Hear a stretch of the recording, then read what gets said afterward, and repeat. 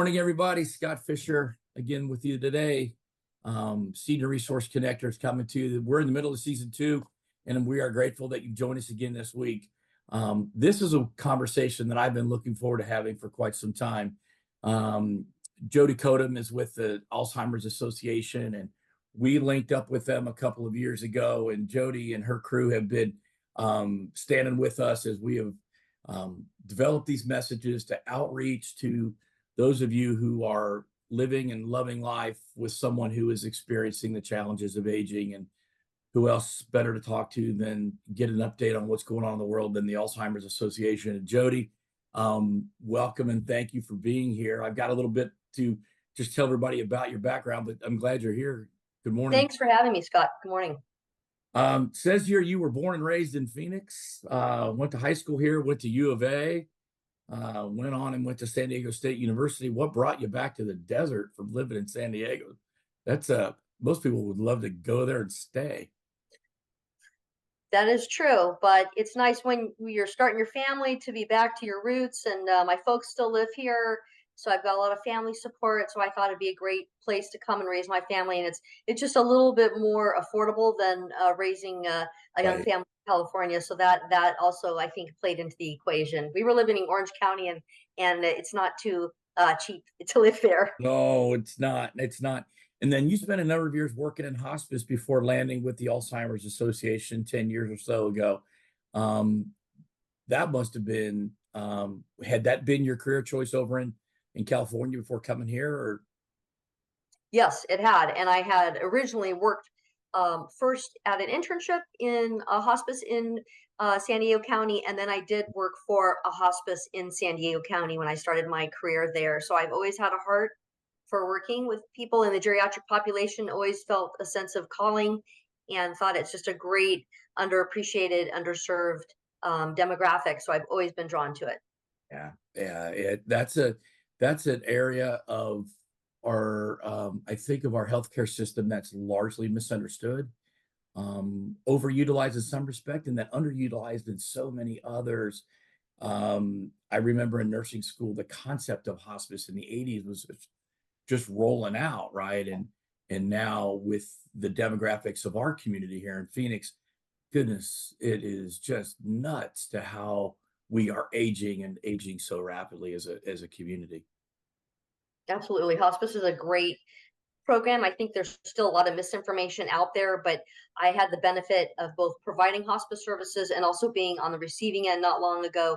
And I can't speak highly enough of what a wonderful program hospice is for our community, and hope more people can take advantage of it towards the end of their life. Amen to that. Um, Before we dig into some content with you, just set it up for what is the role of the Alzheimer's Association, nationally, as well as our local chapter here. Well, the Alzheimer's Association is the largest voluntary health organization for Alzheimer's care, support, and research in the nation. And locally, we provide a lot of programming for individuals and families impacted by both Alzheimer's as well as related dementias, whether it's our 24-hour helpline answered in over 200 languages, our wide variety of support groups offered both in person and virtually. We have first responder training for our first responders, because we know they certainly have encounters with people who may be wandering, who may unknowingly take something from a store without paying for it, who may have any number of safety situations. And we also have an award-winning local site as well as national site. So we just want to help provide services to individuals living with Alzheimer's, because we know how pervasive of a disease this is. Yeah. I was fortunate enough to be asked a couple of times by the association and your programming teams to contribute content for a couple of years to the caregiving conference that was done in the spring, historically. And I was able to come in and talk to people about how to assess when it's time for assisted living, how to assess assisted living's balancing choices and priorities for the care needs of their loved ones. And I've always just been super grateful for the work you guys do for our community. It's very tough because the reality is the incidence as we age as a community and the incidences of the diseases is really taking a toll on us, and it's become our number one healthcare issue, along with falls. And those two things often have intertwining origins anyway. So it's very challenging. We talk a lot to families, particularly those adult kids, Jody, who are struggling with the balance. They may be raising their own kids and grandkids, and yet mom and dad need them more than ever, it seems. Um, Talk about maybe the balance of the impact that the responsibilities families feel to both generations, or maybe over the course of 4 generations of responsibility that they feel, and how overwhelming and powerful that can be to people. Absolutely, Scott. I think what you were speaking to is the concept we call a sandwich generation, Mm, which are people who have a living parent, 65 or older, and they're either raising a child under age 18 or they're helping support an adult child. And we see that these people who are often middle aged are pulled in many different directions. And we see that it takes a toll in many different capacities. We know that women are disproportionately impacted by caregiving. And as a whole, about 60% of dementia caregivers tend to be women, and specifically a third of them are daughters. So we know that oftentimes women take on the bulk of that caregiving responsibility. And we know that many well intentioned adults end up going into debt caring for their aging parents. And beyond the financial toll, there are health tolls, financial tolls. I recently read that people who have been a caregiver suffer effects to their immune system for 3 years post caregiving. really? So yes, so we know even when they are done caregiving a loved one, that the negative health consequences stay with them for 3 years afterwards, which is quite alarming, I think, when you really think about what that means for a person's well-being, because we know there's physical well-being, financial well-being, emotional well-being, and we know all of that is very taxed when someone is caring for an aging parent and also has work responsibilities, other personal responsibilities, whether it's maintaining a household, caring for young kids in the home, Mm, being emotional support to grown children. So we know it's just very all consuming to be caregiving for an aging parent while juggling other responsibilities. right. We've seen statistics we've shared here a little bit, but we talk about it a lot, that employers are watching and experiencing their experienced staff having to take early retirement in many cases, take long extended family leave under the Family Medical Leave Act. They're utilizing their PTO for stuff to take care of their parents, not taking care of themselves for vacation time, right? And so that's cumulatively just so corrosive, um, and detrimental to the health of those of us that are in that sandwich generation. And if you still have kids in college, you've got some financial responsibility probably still on that side, while you might be helping mom and dad or doing some things on the other side. So it is a lot.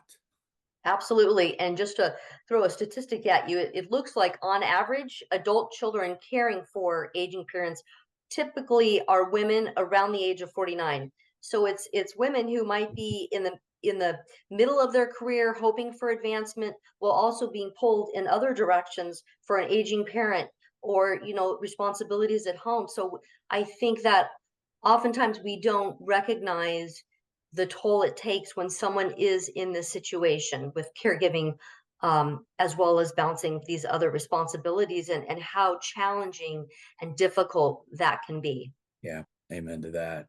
Well, that's why we're here. I mean, this is specifically to the issues of why Stacy and Kevin and I felt compelled to start Connectors. Jody, was the three of us are living it. We are emotionally and time challenged and emotionally challenged by our aging parents, and we love them dearly. We want to honor them. We want to love them well, and yet we're right in the middle of it. So I know our audience is feeling what you've said so well. Um, when when we get a diagnosis within the family, or we think we're heading in a way where there's memory loss and deterioration that comes along with the disease, um, there's a learning curve. There's a I'm sure there's an acceptance part of this, that there's a whole grief probably process that's involved here too. But there's a learning curve that happens, isn't there, for families when they step into this space where they're now starting to care for someone who has potentially a diagnosis or have been given a diagnosis? 100%. 100%. Scott, great point. I think that a lot of times I see our family caregivers beat themselves up, Mm, and it's like that saying, you don't know what you don't know. And mm, I often see a lot of feelings of guilt. Well, why didn't I know to do that? Why didn't I know to say this or to respond that way? And oftentimes when I see people who are caregiving a parent or a spouse, these are people who have had long-standing relationships with individuals, and they're used to kind of doing a kind of dance with their loved one, whether it's a parent or a spouse, and they're used to that kind of connection. And when um, aging issues pop in or dementia issues, the caregivers are the ones who have to learn the new skills and tools and adapt how they engage and approach their loved ones. And oftentimes that comes with a lot of guilt, like, oh, why did I do this and not that? And so I hear a lot of that negative self-talk where people really beat themselves up mm, and say, oh, if only I had known, or I've been doing it wrong. And I always try to say, no, no, no. There's no reason for negative self-talk. That's mhm. one of the reasons we're here, is because we can help coach you, educate you, and guide you about the better ways to engage with your loved one, to try to have more harmonious, beneficial interactions with an aging parent. I imagine that's where support groups would be super helpful for someone, because I'm sure others will share their own experiences of having said or done, I don't say the wrong things, but maybe which is less helpful in those situations, or peers are really loving and supportive in that particular moment, right? Absolutely. I think support groups are one of the most helpful things for our family caregivers, just to sit among your peers, your other caregivers, because we often hear the saying, no one understands until they're in your shoes. No one gets it. If they spend a little bit of time with you and your loved one, they don't get it. No light Yeah, bulb goes off. right. So really to sit among your true peers gives you a sense of understanding and compassion, and they can have that give and take with other people who have had similar experiences, or maybe can give someone a sense of what may be ahead for them and Right. how to equip themselves to handle it in a more gracious and understanding way, both for themselves and for their loved ones. I I'm so glad you said that. I wish I had gotten a little more training when I first started working in this space as a clinician back in 2000, 2001. I worked for a licensed home health agency, and I was hired as a mental health nurse specialist. And people with Alzheimer's disease, and all the psychiatric symptoms have a different profile than people who have straight up anxiety and depression or whatever, right? So I was going to see some of these folks who had these symptoms. Doctor sends me out as the mental health nurse, and they're talking about being in another time and place, not uncommon where they go back in time and they're talking to you and they think they're in St. Louis in 1962 or whatever, right? So I was so smart, I was reorienting them to time. Didn't realize didn't realize I was agitating the heck out of them. And so one of the group homes I was going into, the owner pulled me aside and said, "Don't ever do that again. I have to clean up your mess every week when you're here." And thankfully, she told me, she's like, "Look, I know you mean well, Yeah. but this is what this person needs. Join them in their journey. Ask them about what they're looking at. Ask them about where they're going to lunch today in St. Louis." I know that's weird. And she was kind to me and gave me a little clinical instruction that I needed desperately, because I was making her patient very mad. It kind of goes against our grain, right? What we understand about being upfront, being honest. And for this disease, it doesn't work. You have to go along to get along. I just say you have to meet your loved one where they are. Yeah. And if it's dark and cloudy and they say it's a beautiful sunshiny day, then it's a beautiful sunshiny day. Cause the overarching goal is to make our loved ones feel safe, happy, comfortable, I think. Right. Right. And as long as there's no imminent safety concern, you have to step into their world and just walk with them. Yeah. I would guess that that takes you down the road with some families where they really start to feel as the adult kids as the parent having to make quality decisions for their parents in those roles. And I imagine the parents from sometimes would actually resent, resist interventions by their kids when those role changes are starting to take place. Um, they're accustomed to telling us what to do and setting limits, and now they don't may not like it when we have to, as adult children, step into some of that. Is that Absolutely. I think you bring up another great point, Scott, that, we all have a variety of identities, and with those identities come a set of role expectations. Mhm. And when children see parents with dementia who no longer can provide that advice, that guidance, that support as the disease progresses, or communicate or even recognize their adult children, maintaining that child identity and that child parent relationship, it evolves, it changes. And even though we may be adults, we still see ourselves as that parent child relationship. So that dynamic shifts. Mm, And we have to recognize that. And it doesn't have to be um, an either or thing. It can be a both thing. It can be, well, I miss that, I still love my parent who is going through some changes. right. And I recognize things are changing, but they're still my parent. They still have worth. They still have a lot to contribute. And it's an evolution for both, I think, the loved one and especially the family child taking care of them. I imagine it would still be super important to the dignity of the parent that as kids we go to them, maybe not for all the things that but where we would get emotional support or where they can show up.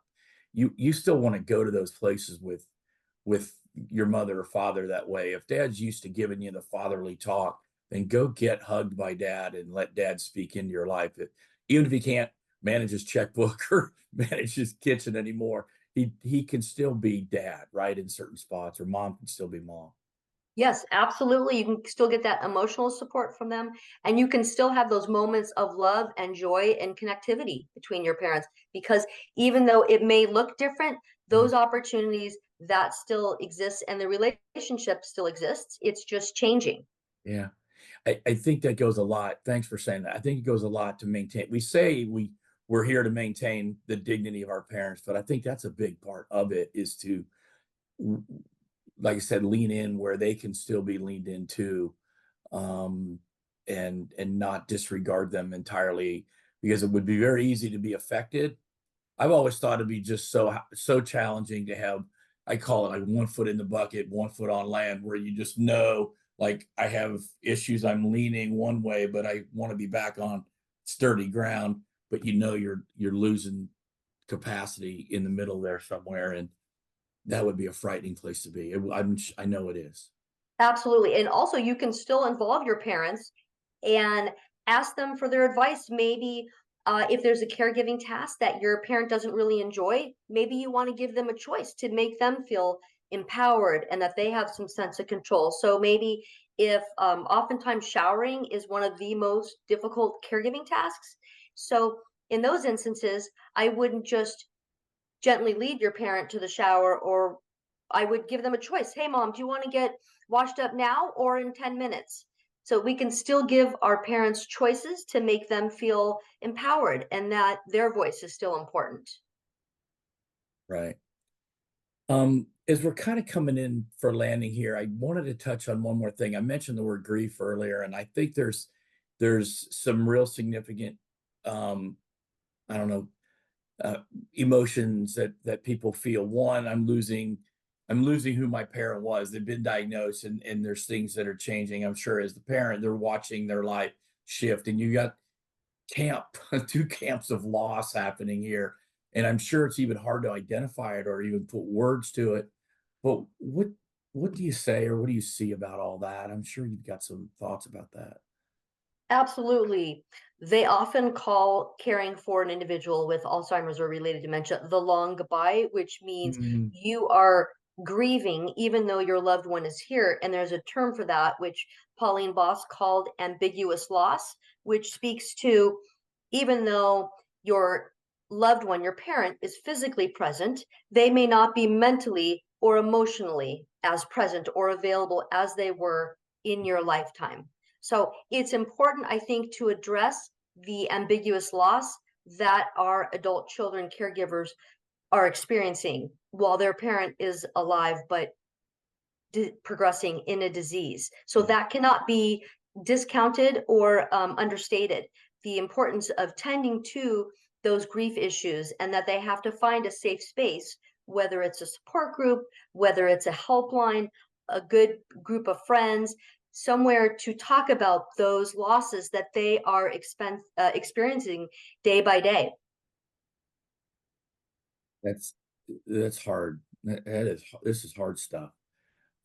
I've said to my mom, and I've said this to my clients for 20 years, more than that, when we're in these journeys with our parents, that we never want to do anything to them. It's always with and for. It takes lots of conversation. It takes lots of patience. It takes lots of help outside of ourselves to get perspective and regain perspective when we get emotional in it. And so there is no perfect walk here for families. There is nothing to do right or wrong. We just have to, but we're doing it. So the Alzheimer's Association is here to walk with you, to support you, as you said, Jody, to coach, counsel. I think coach is a great way because it's like you're in the game with them, like you're actively Absolutely. involved. Yeah. And one thing I'd like to add, Scott, is a great thing to do with your adult parents who maybe Mhm. aren't experiencing too many difficulties at this time is this is perhaps the best time to elicit their wishes. What are their wishes for the Mhm. future? So say you have an aging parent who isn't quite in the throes of a condition where they require a lot of help. I would say that is the best time to try to find out what their wishes are for long-term care or where they see themselves in the future where maybe they need help with some of their activities of living or other things like that. That is the time to really hone in on what their wishes are so that you could try to carry them out to the best of your ability, Yeah, I would absolutely. say. And and to that point, you guys, Senior Resource Connectors, is a coalition of professionals and businesses locally operating here in the greater Phoenix market. Many of us have been in business 15, 20, 25 years in these spaces. We've helped thousands of families. And so our offices talk to families all the time, Jody, about all of these issues they engage with. And so if you're in that spot where things are shifting and mom and dad's wishes haven't been ever stated, legal powers of attorney not executed, wills and living wills not, this is the time before there's complete loss of capacity, which is a whole legal thing that I don't want to get into here, but Jody, it's got to be done before capacity is determined that it's been lost, right? So Absolutely. this is the time to do it. So thank you for pointing that out and making the case. I am grateful for our visitors and our audience every week when you guys tune in and listen in to us. Jody, just Stacy, Kevin, we are super grateful to you, the association, to be here for us and to join connectors and be a part of our world. We are grateful. Thanks for taking a few minutes this morning to talk to us. Absolutely. My pleasure. I enjoyed the discussion. All right. Jody's contact information will be on here. You can always call us at our office. We'll be happy to connect you. The Alzheimer, it's alz.org. Yes. alz.org is the best website ever. It's everything you need and then some. So I'm going to say goodbye for now. Jody, again, thank you for joining us today. Our audience will be back next week with another episode. Thanks for being here. Take care. Thanks for having me. All right. See you soon.